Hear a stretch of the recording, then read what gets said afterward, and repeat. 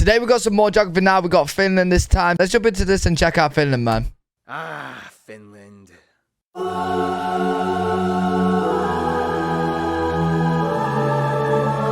Oh, it looks cold. Oh, it looks cold. Let's talk about this place that I totally have no preconceived biases towards. I think he likes it a little bit. I think he likes Finland. Hey everybody, I'm your host Barbie. Welcome to the dark sheep of Northern Europe. All the other Nordic countries are like la la la la la, while Finland is like we'll get into the heavy metal thing in a bit. But first, Finland's rocking out. Now just remember, I've not really seen much of Finland, I'm not gonna lie. Call it Scandinavian. There's a huge difference. That title only belongs to Sweden, Denmark, and Norway. First of all, Finland is located in northern Europe, lying on the Gulf of Finland and the Gulf of Bothnia, east of all that Scandinavian stuff. To the west, they border Sweden on the Torne River, or the Tornionjoki, until it reaches the tri-point border with Norway at the three-country Cairnstone. And to the east, they border big ol' Russia with another tri-point border with Norway that looks like this. The country is divided into 19 regions, or maakunta, with the autonomous region that we'll talk about a little bit later, and the capital of Helsinki, located in the south on the Gulf of Finland, which is also the second most northern capital in the world after Reykjavik, Iceland. The country also owns about 180,000 islands, the highest concentration of which found in the Baltic off the coast in the Åland archipelago. Keep in mind, parts of Finland also lie within the Arctic Circle. That's how far up north they are. And the three busiest airports are Helsinki, Oulu, and Rovaniemi. Now, my favorite part. Airports are Helsinki, Oulu, and Rovaniemi. Bro, the airport is in snow. Oh yeah, fuck that. I'm not landing here. I'm not taking off there. Hell no. Now my favorite part. Territorial anomalies! First of all, with Russia, there are too many split islands and penne enclaves. The islands of Aikaniemi and Sursari, Tarasin-Sari Islands and lakes, the island in the Koitajoki River. Seriously, just play around with Google Earth and see how many you can find. Finally, we get to Sweden and things get interesting. Most of the borders with Sweden run along rivers that eventually flow into the Torne River, and then we get a strange golf course that is split between the two countries in the town of Tornio and Sweden. Not only that, but then you have the strange Market Island right next to Åland in the Gulf of Bothnia, which has an inverted S-shaped border. It had to do with the lighthouse that was built belonging to Finland, but then Sweden was like, hey, it's too close to our side of the island. So they drew a border that was like this to give each side equal shares. Okay. See this archipelago cluster of islands? Some of these borders are mad. It belongs to Finland, even though most of the people here speak Swedish. Åland is Finland's strange little administrative anomaly. Long story short, it used to belong to Sweden, but then the Russians took over it in addition to Finland. But then after the Russian Revolution, Finland became free, and then the UN decided Åland should belong to Finland with autonomy. But then the Soviets started attacking again, and then Finland was like, nope, and then fought back relentlessly, defending themselves and Åland, and Sweden just kind of sat there and didn't really do much for Åland as they decided to stay neutral. Finland defending Åland was kind of like the turning point. Now it's kind of like, Åland, come back to me! Look, Sweden, we had some great times, but you kind of really didn't do much for me when things got crazy. I mean, Finland defended me, okay? And he treats me well, okay? His tax incentives are great. It's time to move on. It's not me. It's you. Real life story, by the way, guys. Åland. Also, Finland kind of threatened that if Åland was ceded back to Sweden, they would demand the Tornio Valley. Now, before the whole Soviet thing, Finland operated the regions of Karelia, Sala, Kuusamo, Petsamo, and some extra islands in the Gulf. After the wars with the Soviets, these regions were all ceded back to Russia, effectively cutting off their access to the Arctic Ocean. Very quickly, some notable sites and landmarks would have to be the old castles like Savonlinna, Hämeenlinna, oh my god. Like, I was literally about to say, can we see some stuff of like... The reason why I love watching Geography Now videos is because you can get to see the actual countries. Bro, Finland is, they got some cool ass castles. Holy shit. Savonlinna. That's really cool. What the fuck? And even this is nice. Holy... Bro, I love these like Nordic countries. Hämeenlinna, Olavinlinna. Wow, what the fuck? Wait, how have I not seen these? Bro, they must be. There must be a lot of filming going on around these, surely. And the most renowned... What's this?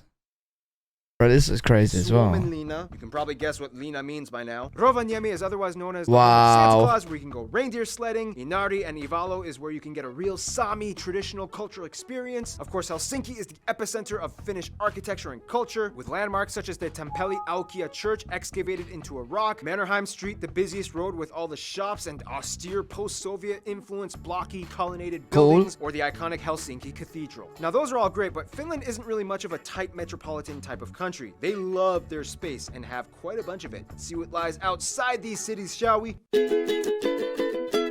I actually want to see more. I haven't seen much of Finland, and I actually really want to see a lot of Finland in there. Winter wonderland in the world. Oh I mean, God. Canada's cool, but they have too many bears, and Iceland is too snowy, and Russia is too cold. Seriously though, the land is generally flat except in the north by the border with Norway, in which the highest mountain can be found, Mount Halti, although the peak is in Norway. However, in 2017, Norway plans to give Finland the peak for their 100th anniversary of independence from the Soviets. Finland is just wonderfully crisp and refreshing, usually ranking in the top 3 countries in the world with the cleanest air quality. This is partially because Finland is almost 80% covered in forest, one of the highest concentrations per square kilometer in the world, only behind countries like Gabon and Suriname. This makes Finland the largest producer of wood in the EU and one of the top in the world. Not only that, but Finland has about 188,000 lakes, most heavily concentrated in lake. 188,000 lakes. Bro, this looks really cool though, I can't lie. Like, this actually looks sick. Is there houses in between? Like, what was this?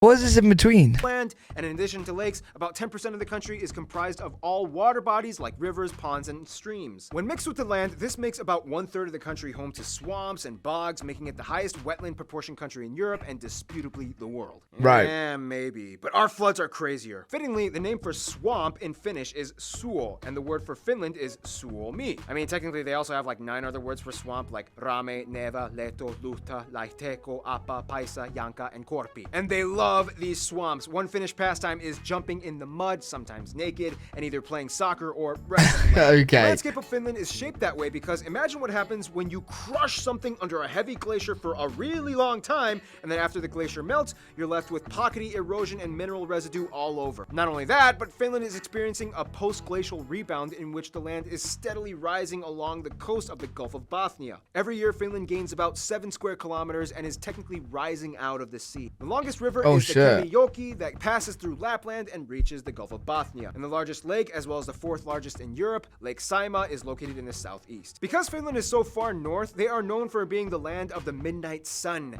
as during summer you can literally see the sun for 24 hours a day in the northern parts by the Arctic Circle. And of course, in the winter times, there's hardly— Bro, that would be so trippy. Like, I've seen a couple of these countries now where like you can see the sun for so long in a day. That would be so trippy. Any sunlight at all, but if you're lucky, you can witness an aurora borealis, especially in the northern parts. Oh, and by the way, the national animals are the whooper swan and the brown bear. Finnish agriculture Not the raiders for northern European countries. Lots of rye wheat, turnips, potatoes, and of course, fishing is huge out here. However, due to the abundance of lakes and rivers, Finns prefer their own domestic freshwater fish like perch, zander, and miuku as opposed to the sea fish. Speaking of which, coming to Finland, chances are you will eventually try reindeer meat in some shape or form, whether in stew or grilled. In Lapland, you might even find bear on the menu. What? I've never tried anything other than turkey chicken. Actually, I've tried like obviously like just the usual, like the main stuff. I've never tried like reindeer. Never tried duck. I've definitely never tried bear. You can try mami, a pudding made of rye, and of course, every Finn will make every visitor try this strong, salty salmiakki. They love salmiakki so much that they made it into an ice cream, and it's so oh my good. God! I'm so mad they don't sell it in my hometown. Oh, and the winter— oh, licorice ice cream. See, like, not many people in the UK like licorice, right? I like it, but licorice ice cream? What the fuck? Yo, these look insane. What are these? These look insane. Time they build ice hotels, and there's like this cool waterfall in the Paratisi Kuru area in the Uru Kekkonen National Park. Okay, let's talk about Finnish people. Okay, if you go to Finland, you will most likely experience a rather intense yet intriguing social construct. First of all, the country has about 5.5 million people and is the most sparsely populated country in the EU. The country is about 90% ethnically Finnish, about 6% are Swedish, and the rest is made up of everything else under the sun, like Russians, Estonians, Asians, and Africans. Bro, Finland is not diverse at all. What? 90% Finnish, 6% Swedish, and then 4% just whatever?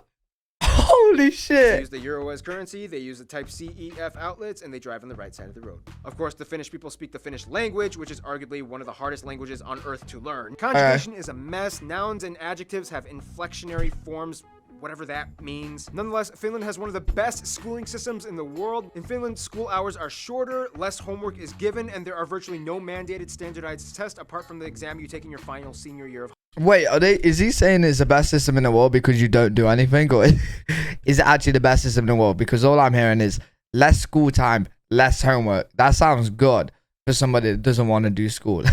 Also, if you get your PhD, you have the option to get a sword and a top hat along with your diploma. This is also why Finland is one of the most English-friendly countries in Europe. Children are taught around ages 9 to 11, and most people of the younger generation can at least hold an impressively fluid conversation. Finland is actually a conscription country in which all men ages 18 and up are required to serve either in the military or civilian services anywhere from 165 days to a year, depending on the type of service applied for. Oh shit, okay. Are exempt from the military conscription, but are required to serve in some kind of institution like the Coast Guard or civil services. See, I feel like I don't want to join the military myself, right?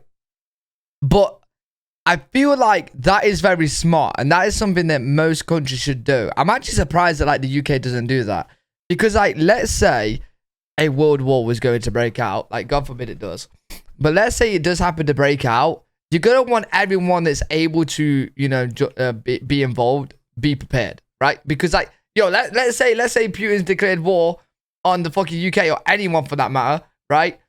Next week, and I've got to be deployed, or something like that, right? Or like later down the line, I got to be deployed a year later. Fucking, I don't know what to do.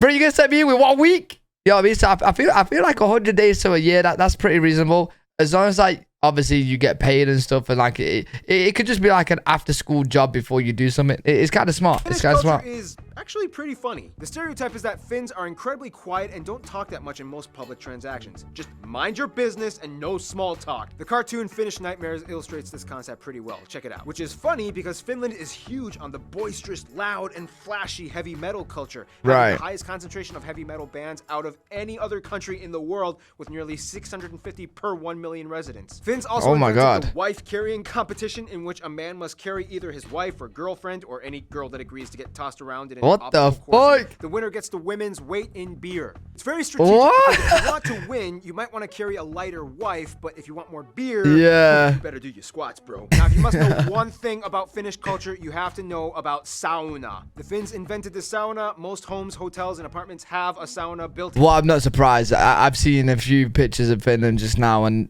it just looks cold into them. They actually had a sauna competition at one point, but then a Russian guy died and they had to kind of cancel it. Overall though, Finns are kind of brought up in a mindset known as sisu. It's kind of hard to explain the exact definition of it, but it kind of means something like guts or determination and never giving up, which really helped them along the fight with the Soviets. Sisu is to Finland what Jantaloen is to Denmark. There are so many other things I wish we could talk about, but we're running out of time. But we do have time for friend time.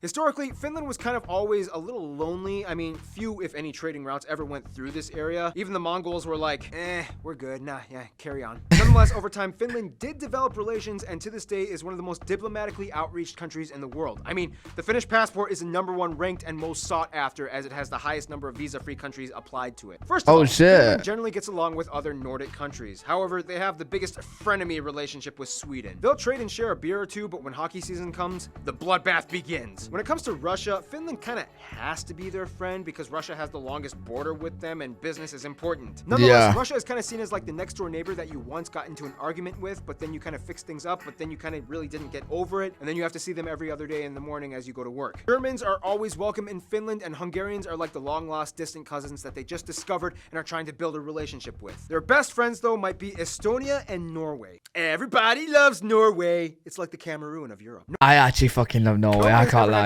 I do love Norway. And with the recent mountain gift proposal, relations are only strengthened. Estonia is like the nagging little sister that tries to imitate her bigger brother. I mean, they both even have the same national anthems. But in the end, they are family, and Finland always loves her. In conclusion, Finland really is a winter wonderland with quiet people that transform into metal monsters after a pint of long drink, topping their days off, baking themselves in human ovens for fun. And with that, we finish the Finnish episode. You waited for that for over 10 minutes. Stay tuned. That was really good. I actually like that. Really cool ass country Finland is. Really pretty as well. So like really nice. Really good video. I enjoyed that. Hopefully you guys enjoyed it too. If you did, make sure to leave a thumbs up, subscribe, and I'll see you all in the next video.